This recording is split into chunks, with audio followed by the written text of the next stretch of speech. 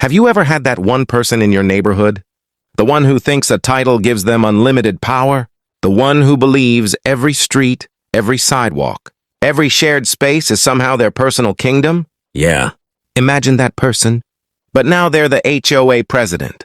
Now imagine they're bringing random crowds onto private property, your property, leaving gates wide, open, ignoring sign-in rules, and acting like the marina you pay for every month is their private vacation resort. And when you finally say enough and close the gate to protect your community, they scream across the docks like you just sunk their boat. That's exactly what happened to me. I closed a gate, a simple basic security gate, and somehow I ended up being accused of harassment, intimidation, and unlawfully evicting guests. I didn't even know you could evict someone from a dock. But what came next? A packed hearing room, a rulebook showdown, a president who melted down when she realized she didn't have the authority she thought she had. And the truth? The truth changed everything. If you've ever dealt with a power-hungry HOA, if you've ever had a neighbor who thought the rules didn't apply to them, you're going to love this story, because this is the tale of how one locked gate brought an entire abuse of power crashing down. I never imagined a peaceful Saturday afternoon at my marina would end with the HOA president screaming across the docks like someone had stolen her yacht. But honestly, after months of her pushing boundaries, acting like the entire marina belonged to her personally, maybe it was only a matter of time. Let me back up. I live in a small waterfront community, not fancy but beautiful. Calm water, seagulls, boats rocking gently. It's the kind of place where people wave when they pass each other. Or at least, most people do. Everyone except Linda. You see, Linda isn't just a neighbor. She's the HOA president, the self-appointed queen of the docks, the woman who thinks her clipboard holds more power than the United States Constitution.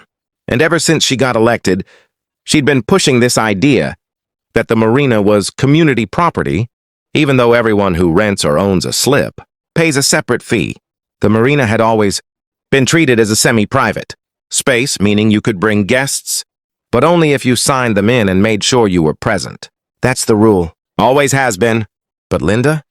Linda didn't believe rules were for her. She started bringing huge groups of people, friends, relatives, co-workers, her Pilates instructor, the Pilates instructor's boyfriend, random strangers who probably thought it was a public pier, and she didn't sign in a single one. Whenever someone pointed it out, she'd wave her hand and say, "Community property. I'm the HOA president. I manage this marina." Except she didn't. She managed paperwork. She didn't pay the marina fees. She didn't maintain the docks. And she sure didn't own the gate she kept leaving wide open.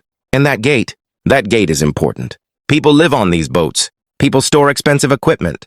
People depend on that gate to keep things safe. Last month, a paddleboard was stolen. The week before that, someone's fishing gear disappeared. And several people blamed Linda's open-door policy for attracting random foot traffic. So when I walked down to check my boat that Saturday and found the marina packed with people I didn't recognize, beer coolers everywhere, music blasting, and kids climbing on other people's docks like it was a playground, yeah, I wasn't having it. The gate was wide open, of course. So the first thing I did was shut it. Click, locked. The moment the lock snapped shut, a woman I had never seen before looked at me and said, "Our stuff is inside." I shrugged. "Are you guests here?" She hesitated. "Linda invited us." I nodded. "Great, is she here?" "No, but she said we could come." And that was the problem. None of these people had a slip here. None of them knew our rules. None of them cared. They treated the marina like a public beach. So I did what every slip holder is allowed to do. I asked them, politely, to leave until a resident or slip owner could sign them in. Most of them weren't rude. Some actually apologized. A few seemed confused but didn't argue. But one guy, a tall man in sunglasses who looked like he'd never been told no in his life, he said, "Dude, chill. Linda said it's fine." I kept my voice calm. "It's not fine. Someone needs to sign you in. If you want to wait by the gate, you can. But you can't hang out on the docks." He rolled his eyes and muttered something about power trips. But eventually they moved. The marina slowly emptied. Peace returned. The gulls came back.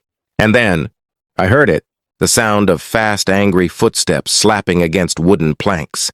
I turned around. There she was. Linda, the HOA president, walking like she was about to evict me from the state of California.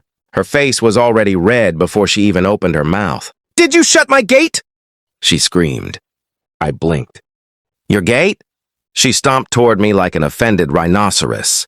"You had no right to close it. That gate is on common property." I took a slow breath. "No, Linda. The marina is managed separately.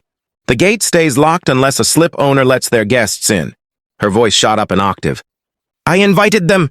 "Yes," I said, "and you weren't here to sign them in." She actually scoffed. "I'm the HOA president.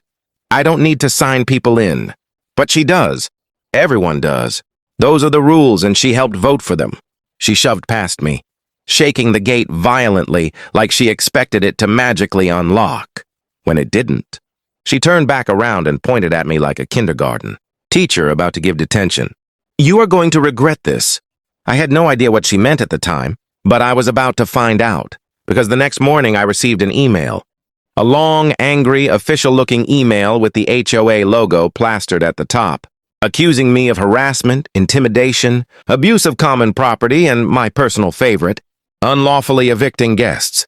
Evicting, as if the marina slips were apartments and I was tossing out tenants.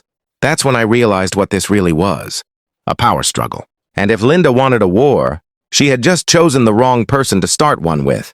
The complaint, the hearing, and the truth that broke everything open. The email was pure chaos. It read like Linda had typed it while pacing her living room with steam coming out of her ears. Words like insubordination, disrespect, and abusive interference were sprinkled everywhere like confetti. She even claimed I physically blocked her guests, which was interesting considering I never touched anyone. All I did was shut a gate. So instead of replying, I printed the email, grabbed a copy of the marina rules, and walked straight to the property manager's office. The manager, Tom, had known me for years. He also knew Linda. He took one look at the email, sighed deeply, and rubbed his temples. "Let me guess," he said. "She left the gate open again." "You could say that." He chuckled under his breath. "Well, let's bring everyone in and clear this up. I'll schedule a hearing. A hearing. For closing a gate." This was ridiculous, but part of me was glad it was happening. Because if we put everything on the table, rules, facts, security issues, maybe the board would finally see what Linda had been doing. The hearing was scheduled for Thursday evening, and word spreads fast in a small community. By the time I walked into the clubhouse, half the marina owners were already there. A few nodded at me. One whispered, "About time someone stood up to her." Then Linda walked in. And when I say she walked in like a queen making a grand entrance at Versailles, I'm not exaggerating. She wore a blazer. She carried a binder. She had that tight-lipped smile politicians wear right before they accuse someone of treason on live TV. She sat down across from me, smoothed her papers, and said loudly enough for everyone to hear, "I'm ready to prove my case." Tom sat in the middle. Board members sat on the sides. He opened the hearing by asking Linda to state her complaint. And oh boy, she went all in. She said I violated community access rights. She said I endangered guests by forcing them out into the sun with no shade or water. She claimed I created a hostile environment. She even threw in, "He clearly has control issues." Some people in the room snorted.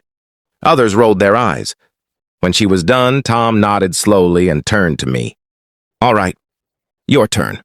I opened the Marina rulebook, the one Linda had personally signed off on last year, and read the relevant section out loud. Guests must be signed in and accompanied at all times by the slip, owner or the resident who invited them. Then I handed out printed photos I had taken of the crowded docks that day. Kids jumping around unsafely, coolers blocking pathways, people stepping onto slips that didn't belong to them. I explained the theft concerns, the gate security, the importance of tracking guests for liability reasons, and I did it calmly. No yelling, no theatrics, just facts. Then I said, and just to clarify, these weren't her guests. They were the guests of someone who doesn't pay marina fees and didn't sign in a single person. Silence. For the first time, Linda looked nervous.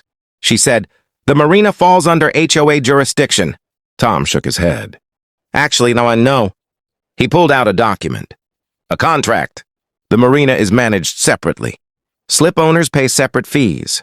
HOA rules don't override marina rules. You could feel the energy shift in the room. One board member leaned forward. So, you've been inviting people into an area you don't technically have authority over? Linda's eyes went wide. I'm the president. I oversee everything. Tom cleared his throat. You oversee HOA matters, not private marina operations. Those are handled by the Marina Management Company. Her mouth opened. Closed. Opened. Closed. People in the room exchanged looks. Some looked angry. Some embarrassed for her. But it wasn't over. Because then, Tom pulled out another stack of papers. These are complaints we've received about unauthorized guests in the marina over the past 6 months. He placed them on the table. Almost all were about Linda. When she realized this wasn't going her way, she snapped. You're all turning against me. This is a witch hunt! But no one said anything. Because it wasn't. It was accountability. Finally, in the end, the board ruled, I had not violated any rule. I had not harassed anyone. I had not evicted anyone unlawfully.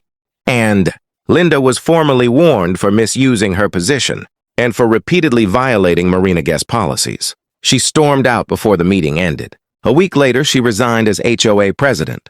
And the gate? It stays locked now, just like it should. Sometimes standing up for what's right feels uncomfortable. Sometimes it earns you an angry email, or a hearing, or a red-faced HOA president screaming, common property! But sometimes it makes your entire community safer, calmer, better. And honestly, that's worth every second. If you enjoyed this story and want more real HOA dramas, neighborhood chaos, and satisfying justice moments, make sure to like, subscribe, and drop a comment sharing your own HOA experiences. Trust me, I read every single one.